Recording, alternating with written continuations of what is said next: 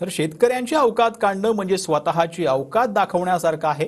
तानाजी सावंतांच्या वक्तव्यावरती अमोल मिटकरींनी ही टीका केली आहे। तानाजी सावंतांना मुख्यमंत्री अवकात दाखवणार आहेत का असा प्रश्न देखील अमोल मिटकरींनी उपस्थित केला आहे। तानाजी सावंतांना शेतकरी अवकात दाखवल्याशिवाय राहणार नाही असं देखील अमोल मिटकरी यांनी म्हटलं। आरोग्य मंत्र्यासारख्या जबाबदार पदावर असणाऱ्या व्यक्तीने शेतकऱ्याची अवकात काढणं म्हणजे स्वतःची काय अवकात आहे हे शेतकऱ्याला दाखवून देणं आहे।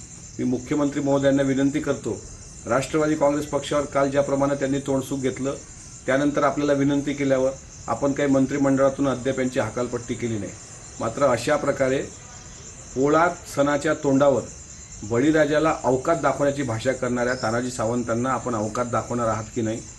तानाजी सावंतांनी लवकरात लवकर शेतकऱ्यांची माफी मागावी, अन्यथा महाराष्ट्राचा शेतकरी पेटून उठेल आणि तानाजी सावंतांना अवकात दाखवल्याशिवाय शेतकरी शांत बसणार नाही।